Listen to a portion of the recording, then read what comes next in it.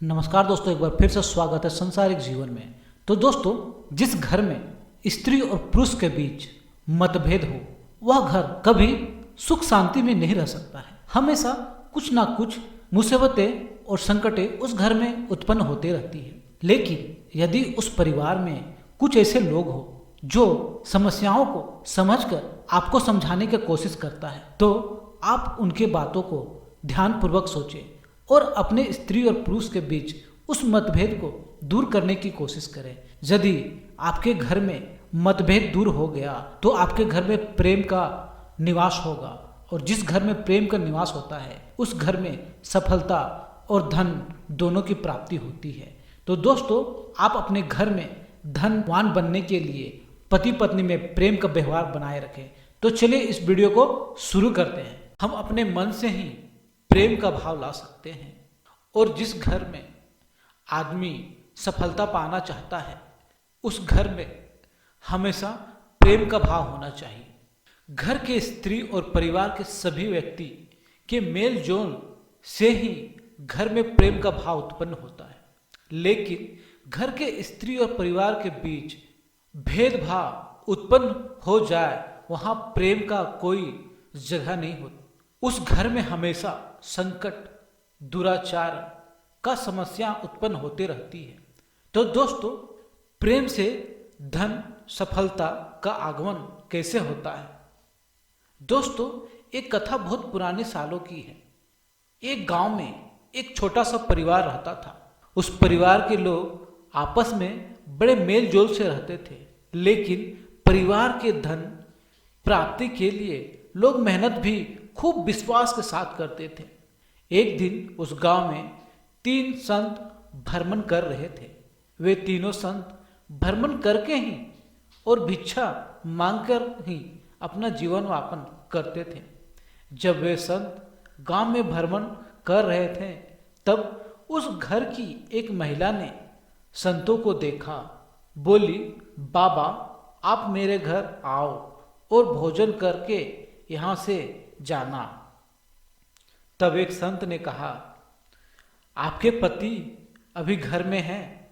महिला बोली, नहीं बाबा, मेरे पति और बच्चे अभी घर में नहीं, मैं अभी घर में अकेली हूँ। ये बात सुनकर संत बोला, जब आपके पति और बच्चे आ जाएं, तब हमें खाने के लिए अपने घर आमंत्रण करना। महिला सोच में पड़ गई और बोली, बाबा, ऐसा क्यों बोल रहे हो? संत बोला, जब आपके पति और बच्चे आएंगे और हम तीनों संत आपके घर भोजन करने आएंगे, तब इसका उत्तर दूंगा। महिला चिंता में पड़ गई। आखिर संत ऐसा क्यों बोला? दोस्तों, ऐसा तो आपने अक्सर अपने बड़े बुजुर्गों से कहते हुए सुना ही होगा कि स्त्री की बातें पेट में नहीं पचता। ठीक वही हुआ। स्त्री चिंता में तब तक थी जब तक कि उसके पति और बच्चे घर ना आ गए।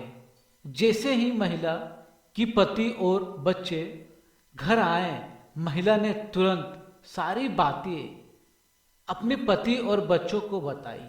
ये बात सुनकर पति ने संतों को खाना खिलाने के लिए हाँ कर दी।